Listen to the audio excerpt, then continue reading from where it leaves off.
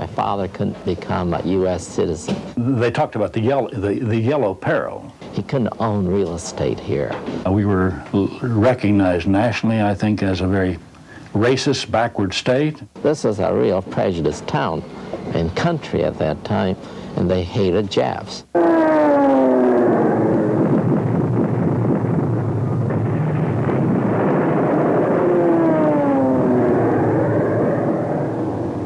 The immediate reaction, of course, was just like any other red-blooded American, you know, very angry. I think they understood, too, that they were at war with the Japanese, and so they stopped talking to me. My father was taken to alien camp. And they were taking people from the audience, men. He came and took my dad December the 11th. He was among those that were considered enemy aliens. They froze all the bank accounts, my father's bank account. The FBI came, they padlocked the store. So they did sell a couple of farms during the war, and you know, kind of sacrifice prices. Not kind of, it was sacrifice prices, but what could they do? There's no income otherwise. Rights could be removed from them because we put them in a class that says they're not really people. We were taken from our homes. We were treated like saboteurs, and the invasion was coming any day now, and we couldn't be trusted. If we did not go voluntarily, the U.S. Army trucks would have come by to pick us up. Because we might sabotage something. Yeah, a 12-year-old girl. We had no freedom. We were being protected equally from old men, young children, and women, and mothers and grandmothers.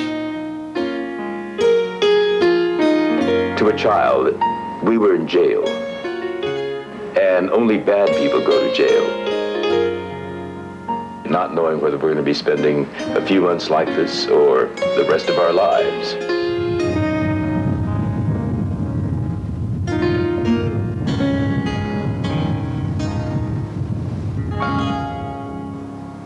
This is the Japanese-American Historical Plaza in Portland's downtown waterfront park. There's a reason that a place like this is set aside to remember Japanese Americans. 50 years ago this week, President Franklin Delano Roosevelt signed Executive Order 9066. That order gave the United States military the authority to round up, register, and move 123,000 people who lived on America's West Coast. 2/3 of those people were U.S. citizens who just happened to be of Japanese ancestry. The other 1/3 were Japanese nationals, many of whom had lived in this country for decades. They'd raised their families here and started businesses. American laws kept them from becoming U.S. citizens. Years later, the Supreme Court would declare those laws unconstitutional. But in the spring of 1942, America was at war, and anyone with Japanese blood had just lost his constitutional rights by presidential order. I believed in the Constitution. I'm here, I'm again 16. You believe in a lot of things. And I told my father nothing of bad will happen. Nothing bad will happen because this is America. We have a Constitution. And we haven't done anything wrong. See, the point here is that we weren't saboteurs. We were loyal to this country, and we're good citizens. We haven't broken anything, so why should they pick on us? Why should we, you know, be incarcerated, sent to jail, our store taken, our goods taken away, our stores closed? We haven't done anything wrong. In 1941, there were a fair number of persons of Japanese ancestry who had been here for a long, long time, who were not, quote, Americans, because they couldn't become Americans. That was the rule, so that they were aliens still only because they couldn't become naturalized. Japanese immigrants faced other barriers. Oregon passed one law that affected only Asians. It said that you may not own land, you may not become a citizen. You will remain an alien. Your children can own land, your children can be citizens. And that was a way of expressing our contempt for Orientals at that time. It was almost impossible to get a job here, a regular job. And they had, for example, they had all kinds of restrictions. Today, Bill Nato ranks among Portland's most successful business owners. It's hard to get a job, and that's why all these Japanese people have their own businesses and farming. There are quite a few truck gardeners out there. Troutdale, Gresham, Montevilla, and Forest Grove, Hillsboro. He came to the United States at the age of 15, in 1914, and worked on the railroad a couple years. Matsushima's father ran Teikoku Import Company. It occupied part of the ground floor of the Merchant Hotel at 3rd and Northwest Davis Streets. At the time, the neighborhood was known as Japanese Town. Besides food, we provided clothing for the rail workers and also for lumber camps. So they used to sell from rain gear to caulk boots to Florsham shoes and arrow shirts. And then my dad got the job as manager of Merchant Hotel, and so we moved over there, down there, to Japanese Town. Upstairs in the hotel lived Ayoko Tsunamitsu. Matsushima says she became a kind of big sister to him. They both went to Cooch School in Northwest Portland. George Azumano's father came to America in 1906, and his mother followed in 1917. If I was born here, 1918. Azumano's father ran a grocery in the North Portland building that now houses the Urban League. He wanted to be a citizen. Oh, yes, yes. Right. I wouldn't say right from the start, but after they had lived here a few years, yes, they wanted to become citizens, but they were denied that right. The same government that refused to let Hatsutaro Azumano become a citizen drafted his son into the Army in June of 1941. I was having lunch in downtown San Francisco when the announcement came through of the bombing.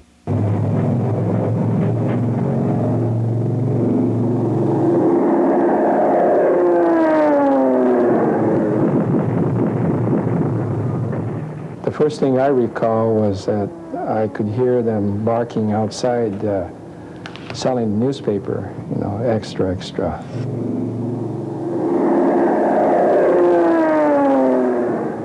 My buddies and I were playing sandlot football, and I saw my dad come hurrying home from the church, and he was all in a ladder, you know.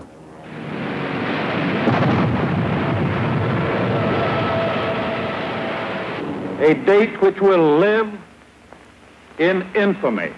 The United States of America was suddenly and deliberately attacked by naval and air forces of the Empire of Japan. My father's comment was, hey, he looked at the paper, listened to the radio and stuff, and says, God, the country, Japan, the country that he was born in, has gone, the leaders there have gone crazy. The Sunday morning attack on the American fleet at Pearl Harbor left young Japanese Americans in a strange position come Monday morning. They started calling us names from then on, you know. Well, my mother made me go to school. And a lot of the kids, they just quit going to school. I could hardly get myself to school that following Monday. Such a humiliating thing. I think they understood, too, that they were at war with the Japanese, and so they stopped talking to me. A tension in the air, not over hostility, but something very, very different. I mean, hey, we gotta be very careful what we do and how we act. They had a little trouble with me because here, I looked like the enemy. And they didn't quite know, and yet I was their best friend. For children like Bill Nato, Aya Tsunamitsu, and Hiroshi Matsushima, the name-calling at school was only the beginning. Coming up next, Northwest Reports takes a look back at the Portland City Council's efforts to take away the rights of those who were Japanese by ancestry but born American, people Americans had come to regard as the enemy next door. And it is really bizarre that this group of 5 people apparently thought nothing of, by fiat of that meeting, urging that these people be deprived of their rights as citizens. No question, after Pearl Harbor, hysteria was pretty high. Oregonians who despised Japanese Americans for their race and envied them for their success now had a new reason for bigotry. The media what it was then, that is the radio and newspapers, and the political operators were all stirring up as much hysteria as they could to focus on what they regarded as a racial menace that ought to be removed. We were at a performance where, I don't remember, and right in the middle of the performance, everything stopped, and these men were coming in, and they were taking people from the audience, men, you know. And I thought, gee, that's strange. But, you know, I didn't know war was started or anything. I don't think anybody did. They came and took my dad December the 11th. And we didn't see him till probably September of 43. You say they? The government. In the form of the FBI? Yes. And soon after the FBI came, they padlocked the store. Oh, it must have been a Friday. So I would have been at school, and they picked up my father in the morning. Of course, we started school at 8 o'clock in the morning, so when we got back for noon lunch, he was gone, and my mother didn't know where he was gone. My mother would hear of her friends' husbands being taken away, arrested in the middle of the night and taken to first Rocky Butte Jail, and then to somewhere, and then they were being sent somewhere else. They didn't know, you know, where my mother's friends' husbands were being taken to. Children were not immune from the security precautions imposed by wartime authorities.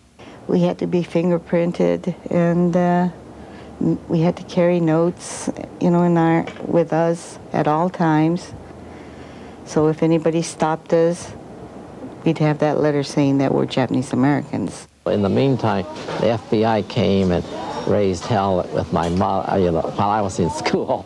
Came that, on December 8th, 9th, 10th, somewhere there, came to my house and then took away the little brownie camera, crystal sets, I think a BB gun or something, just a ridiculous sort of. Came and then scared my mother to death, and just those are harrowing times. The whole, well, you might say, white population, you know, just acted indifferently toward us. How'd they act? Well, they give you a stare and stuff like that, mainly. And you got the message, you might say. What was the message? They just didn't like you. We had to register as Japanese or Japanese Americans. This is what happened to all Japanese Americans. We had to register and receive a number. And that number we had throughout our war days. Less than 2 months had passed since the attack on Pearl Harbor when the Portland City Council acted against what it called enemy aliens. It denied business licenses to Germans, Italians, Bulgarians, Hungarians, and Romanians in addition to Japanese. But the quoted comments of one commissioner made it clear that the intent was to put Japanese out of business. In his words, Japanese born in Japan cannot become American citizens, and I think that we should treat them as enemy aliens. We should not license any enemy alien to make a profit here. Council records show that dozens of these so-called enemy aliens had been operating hotels, laundries, markets, and cafes in Portland and had lived here for 20, 30, and 40 years or more.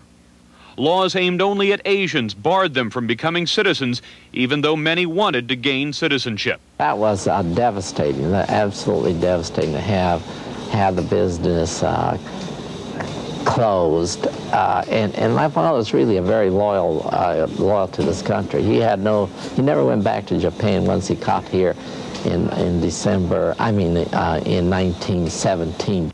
Bill Nato's father ran what his son describes as an Oriental curio shop, selling teacups and incense burners. In that case, the city's gesture of patriotism was an empty one, because Nato says his brother Sam, an American citizen, went right down the next day, applied for and got a new business license for the store. It still hurt. So here, one blow after another. You know, first they froze my father's bank account so he couldn't draw any money out. closed my father's store because he was an enemy alien. And then we finally got the store open, and then we got this, the city council cancels his business license, and then later on they throw us out. Mike Masaoka of the Japanese American Citizens League, who became famous in later years for his efforts to speak out against such actions, made an impassioned appeal to the city council. He told the commissioners, "I am to report shortly to my local selective service board for final examination. This will probably be my last plea for my people. I ask only as one American citizen to another. My hair, my physical characteristics may be different, but I, just as you, was born in the United States. I've never been out of the United States. Everything I have is all right here." He went on, "For years our loyalty has been questioned. For years the integrity and fidelity of our parents has been questioned. Now, when we can prove beyond all doubt for all time where our true heart lies, please, please don't take that chance away. We must be prepared to make great sacrifices for the defense of our country.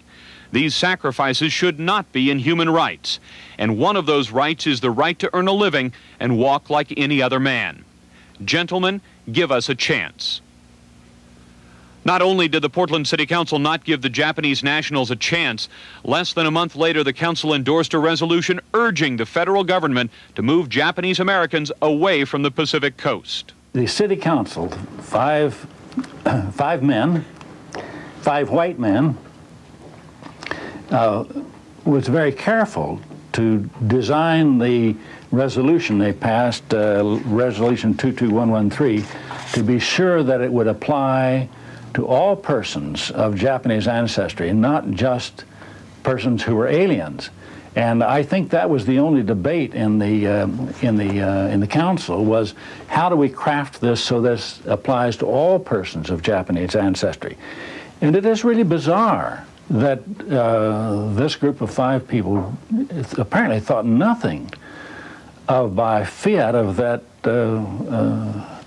meeting, urging that these people be deprived of their rights as citizens. Davis, NATO, and others pointed out that elected leaders, churches, and the business community failed to come to the defense of their fellow citizens. As for the Oregonian newspaper, it published an editorial response on February 26, 1942. It is a hard decision in view of our traditions to take action against men and women upon whom citizenship has been conferred. Now, these are men and women who have citizenship because they have it just as well as the editors of the Oregonian or anybody else. They were born here. They didn't have citizenship anywhere else except in the U.S. And the Oregonian says it was conferred on them. It's pretty bizarre. The Portland City Council enthusiastically endorsed President Roosevelt's order to move the Japanese away from the West Coast. They called it evacuation. But what it really meant was forcing 120,000 people, 2/3 of them American citizens, many of them elderly or children, to pack up a suitcase or two and be locked away in the desert behind barbed wire for as many as 4 years. Northwest Reports looks next at the assembly camps and the people we sent there, the people that World War II America had come to regard as the enemy next door. The flies and the smell of the manure, and I remember it raining, and it'd leak through the roof and then go under the floor that they built, and then the manure would smell some more.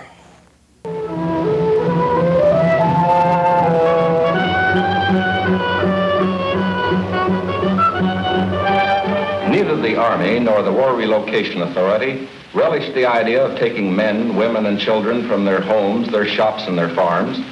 So the military and civilian agencies alike determined to do the job as a democracy should, with real consideration for the people involved. President Franklin Delano Roosevelt signed an executive order on February 19, 1942, that gave the military the authority to round up Japanese aliens and American citizens of Japanese ancestry and lock them up in camps hundreds or thousands of miles from their homes. It was May. I remember because my birthday is in May. And that's when we had to go, you know, right around that time. So I don't think I had a birthday that year. I looked around to see who's going to see us off, and I had one friend, one white friend, who he and I used to be duck hunting partner. And He's the only one that I can remember of all my classmates that came down to see me personally off at the railroad station. We had some good neighbors who were good enough to take us out to the so-called assembly center, the former stockyards, and now the, I think it's Multnomah County Fairgrounds. If we did not go voluntarily, the U.S. Army trucks would have come by to pick us up. The decision was made in many cases under pressure from a general of the U.S. Army, General DeWitt, and others who had misled the country about the threat. Former Oregon ACLU President Charles Davis says the decision was made purely on the basis of race. But the fact that Attorney General Biddle told Franklin Roosevelt, we don't have facilities to assemble this many people anywhere, that the Department of Justice cannot do it. And it was at that point that the Army said, that's no problem, we can do it.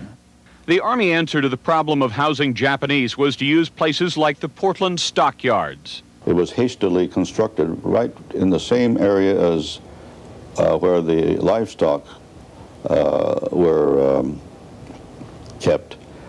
And they had placed plywood flooring on top of the dirt flooring, so naturally the smell of the animals was always there. It was really hot that summer because I remember the temperature getting up above 100.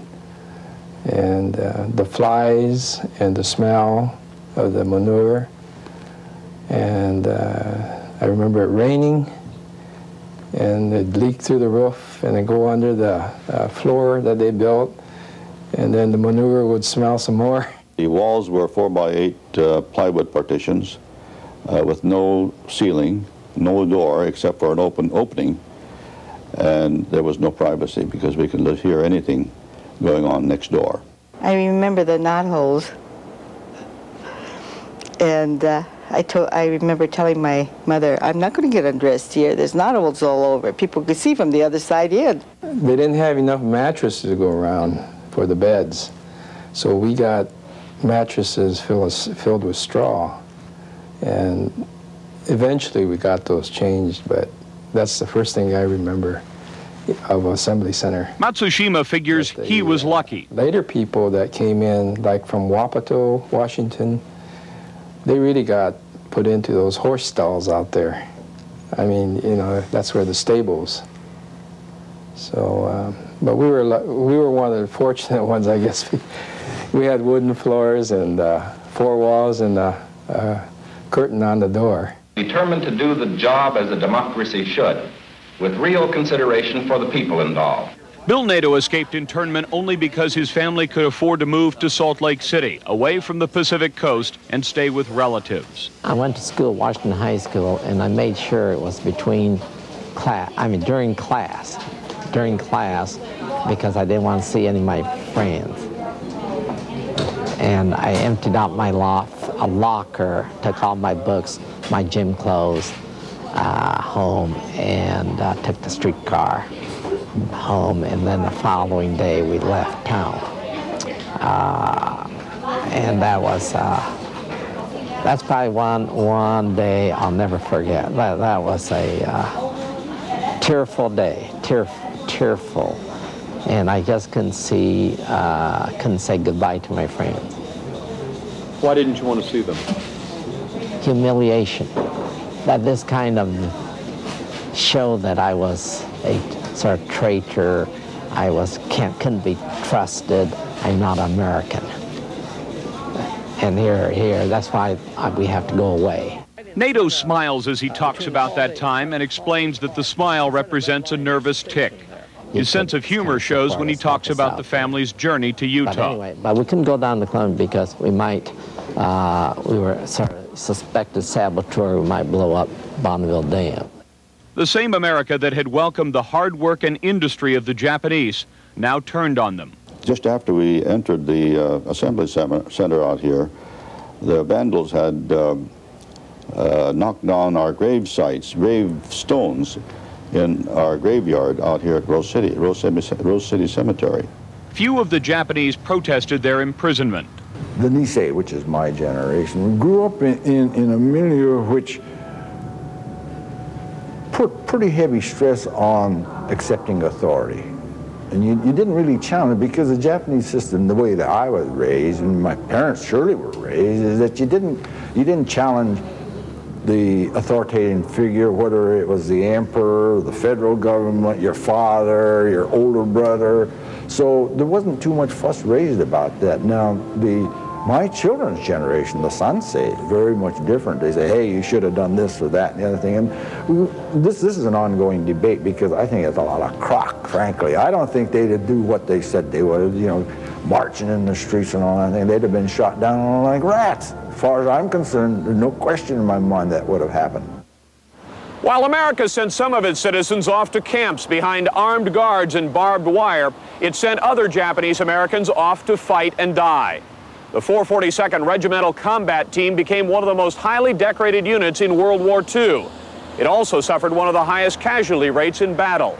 Japanese American soldiers, many of whom had fathers, mothers, sisters, or brothers in internment camps in America, gave their all to prove that they were loyal Americans.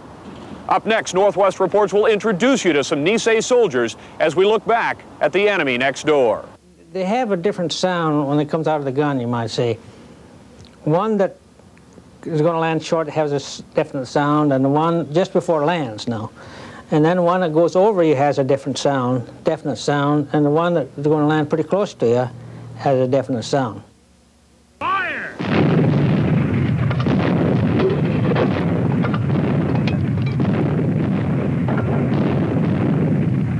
I'm from Seattle. After war was declared, I was evacuated from the Pacific Coast. When the call came for volunteers for a combat team, I volunteered from a relocation center to show my loyalty and to prove that I had the right to live as a good American citizen. Even as the government locked up their fathers, mothers, wives, and children, Uncle Sam asked young Japanese American men to go to war. I'm fighting over here for the better things of life and to preserve the American way of living.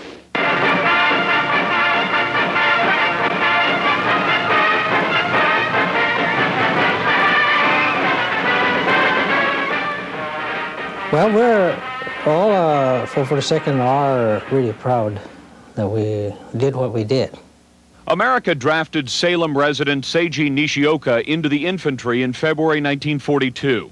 There was a War Department directive stating that they want to get all the eligible second generation Nisei in the military service. Nishioka and the rest of the Nisei, or second-generation Japanese Americans, went through 8 weeks of basic training at Fort Robinson, Arkansas. And after that, all the Japanese Americans, they were sent to various Army camps. And we were sort of held back from any combat or anything like that at that time. I guess there was, didn't know just exactly what to do with us, really. Under heavy lobbying by a young man named Mike Masaoka of the Japanese American Citizens League, the military created the 442nd Infantry. The government sent Seiji Nishioka's mother to a relocation camp in Wyoming in June of 1942. Around the same time, Nishioka found himself with the 442nd in a small town in Italy. I had Caucasian friends that were writing to me all this time I was in the service. And that kind of, you might say, showed that there was some support on my side. So naturally, I didn't, maybe, if I were out there alone and nobody wrote to me.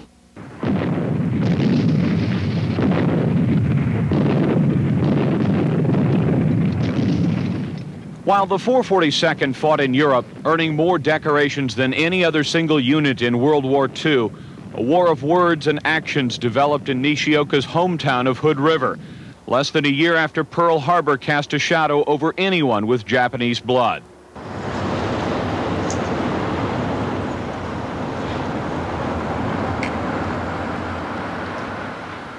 lot of people in Hood River were glad that the Japanese had been sent away. In fact, some didn't want the Japanese to come back at all.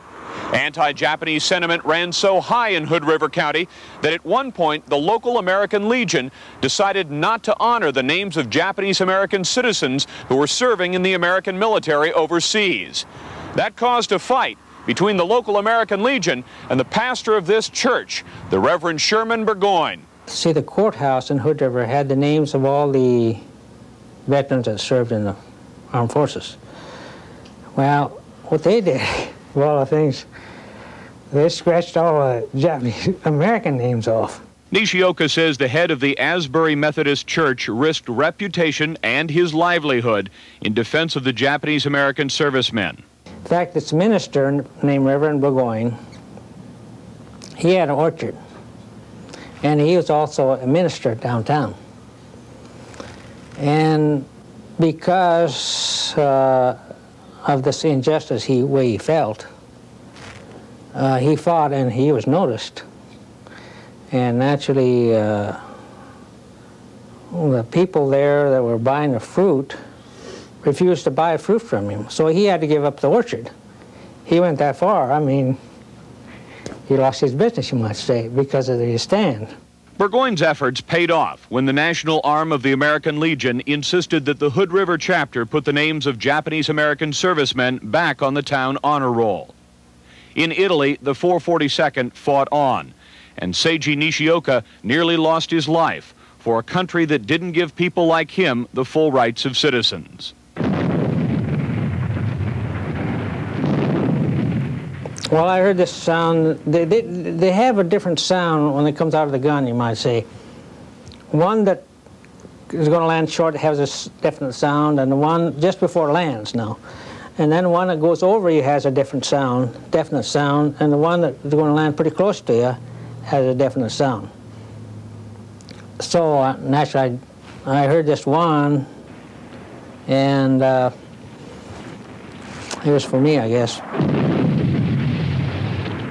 Nishioka admits he jumped into his slit trench backwards with his head where his feet normally rested. If he'd taken shelter the usual way, Nishioka figures his head would have been broken instead of his legs.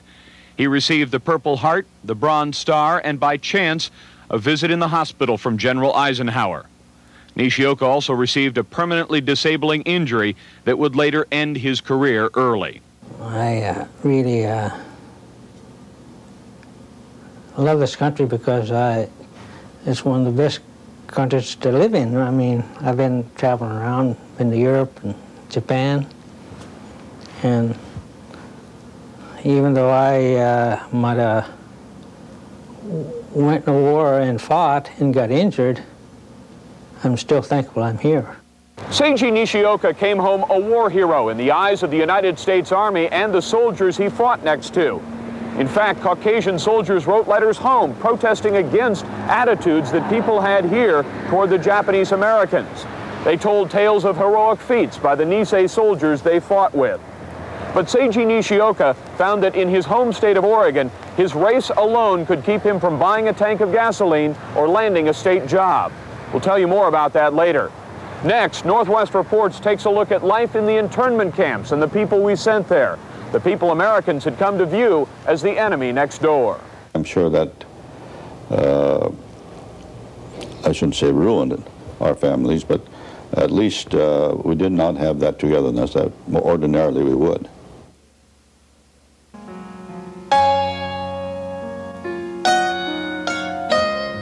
In terms of the perception of the U.S. government, we were being protected equally from old men, young children, and women, and mothers and grandmothers, which herded all those folks together as though they were cattle. U.S. government documents confirm that 120,000 people, two-thirds of them American citizens, were forced into internment camps in 1942. It was the most traumatizing, anguishing period of their lives. My mother used to say the most scary thing about it was the uncertainty, to take her children behind barbed wires with soldiers pointing rifles at you. Decades after World War II, millions of Americans knew George Takei as the Star Trek character Sulu. But in 1942, he was only the student school teachers referred to as that little Jap. Takei spent his time in a California internment camp. Not knowing whether we're going to be spending a few months like this or the rest of our lives. We just sort of heard that we had to go to a certain place.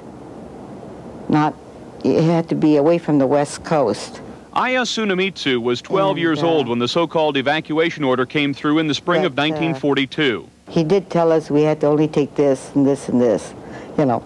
So I thought, oh, what am I going to do with all my toys and stuff, you know, dolls, and have to leave it. What did you do with it? I think we just left it. We can only take one duffel bag, one suitcase. I remember traveling all night on the train. Internees were not told where the trains were going. We had to pull our curtains down in the evenings. It was a blackout. My brother with chickenpox just came along just like the rest of the passengers. He didn't have any special privileges or anything. We just went to Idaho. And when we arrived, it was, you know, in the middle of the Idaho desert.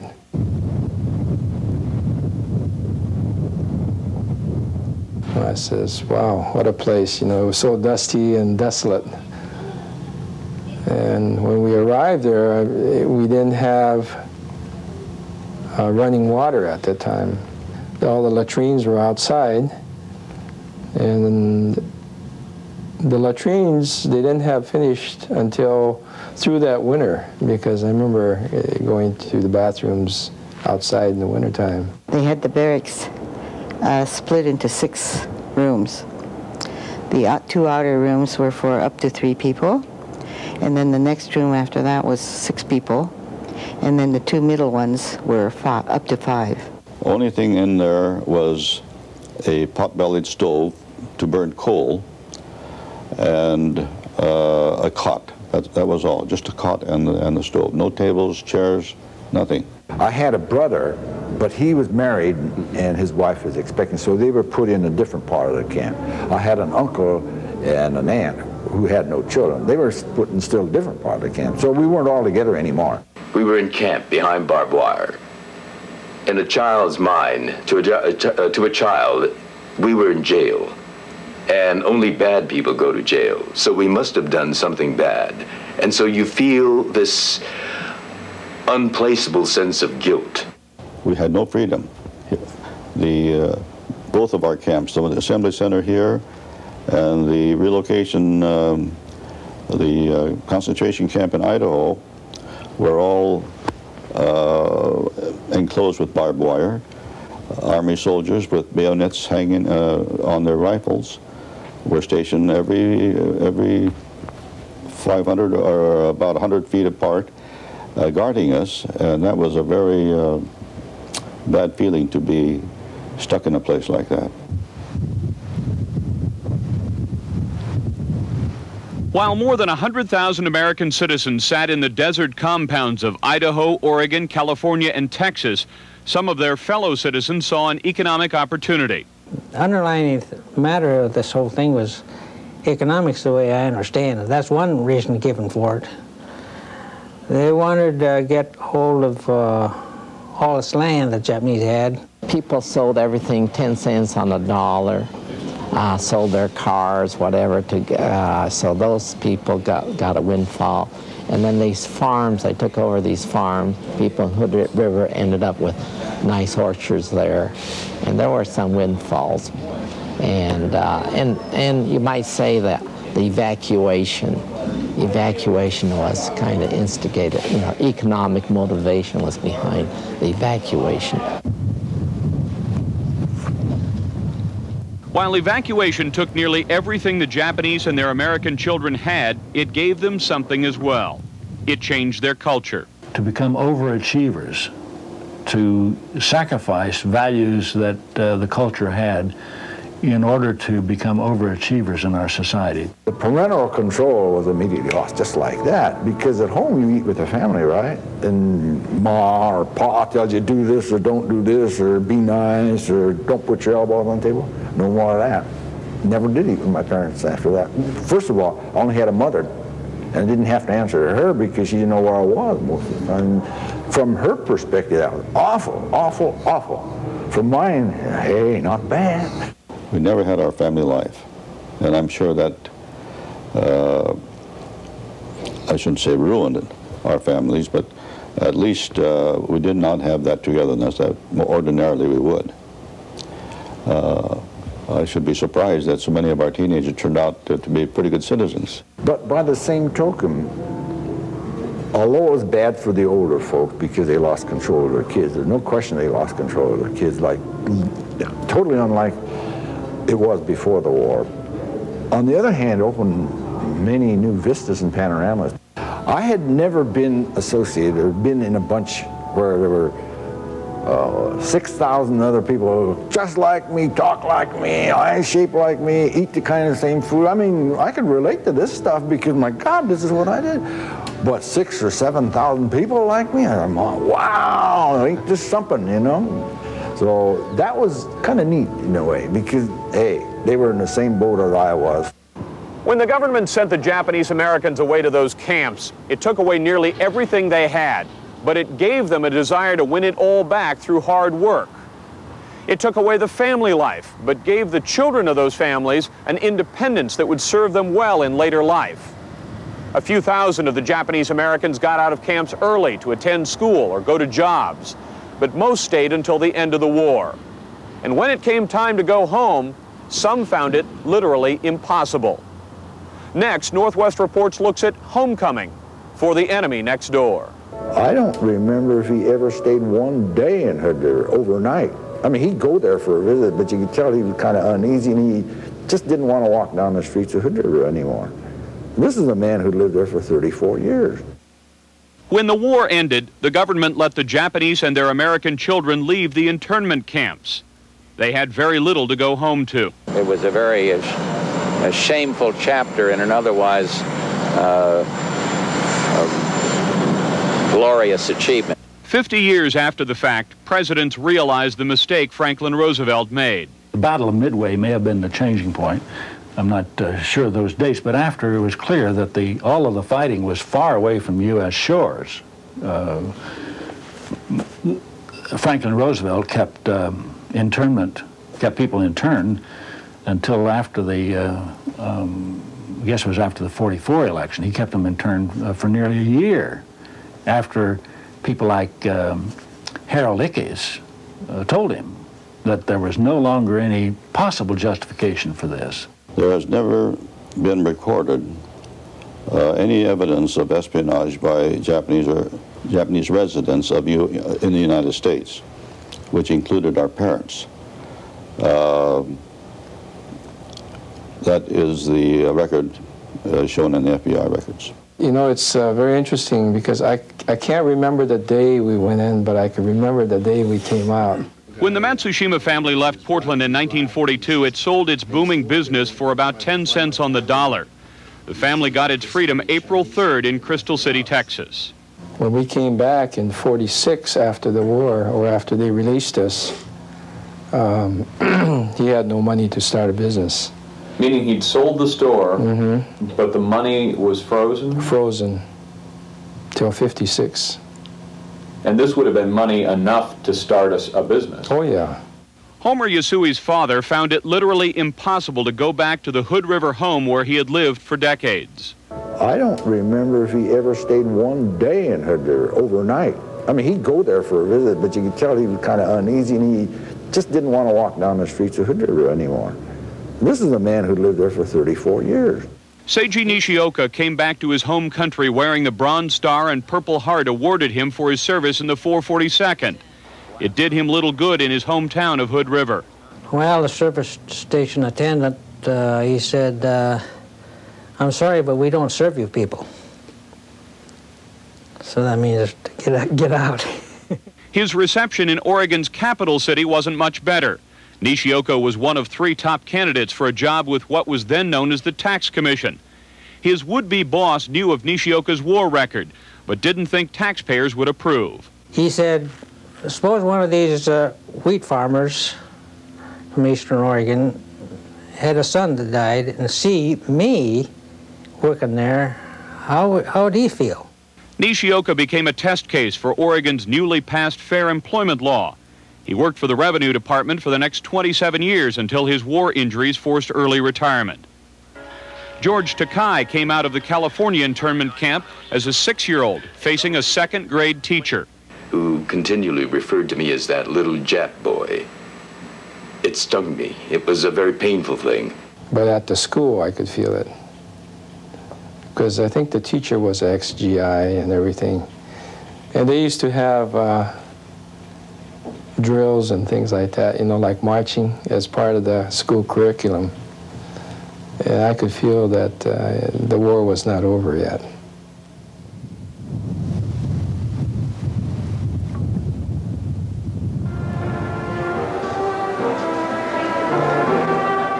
More than 40 years after the war ended, Congress approved cash payments of $20,000 to those who'd been imprisoned. Redress wouldn't have made up for the life lost by Homer Yusui's father, who was depressed that this experience could happen to him as an American. That is, his father in Hood River was removed summarily and put in a concentration camp up in Montana. But it also opened up the fact the government did acknowledge that it did make an error, a mistake, and apologize for it. And I think that's a great move. It took a long time in coming, but I don't believe there are an awful lot of countries that would do that. You know, like the United States did. It took, like I say, 50 years, not 50 years, 46 years, but our government did it. So, you know, I think, hey, it takes a pretty good country to do that, doesn't it? I think so. The experience makes some Japanese Americans wonder whether it could ever happen again. During the Gulf War, the Arab Americans, a considerable number of them, were asked about their ties to Iran, Iraq, you know, to the Middle East in general. The talk on TV and everything else that the anti-Arab or Iraqi feelings, it could have easily happened again. Do you think the Constitution is strong enough to prevent that? I don't think so. If it happened once, it could happen again. Although there was no mass roundup, there was certainly questioning of the prominent Arab American leaders still. I mean, questions that no one had asked you. In 1942, Bill NATO's father ran a shop that stood on the south side of Morrison Street between 9th and 10th. The city council shut it down that year because NATO's father was an enemy alien. Today, on the north side of the street, his sons, Bill and Sam, own the entire block. It is ironic. It is, and I suppose that's why, way back, and it gives some pleasure here. My father couldn't own one inch of land, real estate in this city, in this state. Until I think 1952, when that alien land law was declared unconstitutional by the Supreme Court of Oregon, and couldn't own any real estate, and yet, like you said, we own the Galleria building as well. It's quite a few buildings here in Old Town, real estate in Old Town. And it does kind of makes me smile. It's if you live long enough, you get these things ironed out. The same city that denied NATO's father a business license later gave his sons its first citizen award. This city, this country is a better place to live in today for other minorities coming up. Koreans, Vietnamese, and all those new, as well as the Hispanics here. And for the white people, these non-immigrants, is a better place because of our own experience here. I think people value the Bill of Rights more, our constitutional government more, and these things I think it was not in vain. And our experience is a good lesson, absolutely good lesson for this country to have this something that failed then.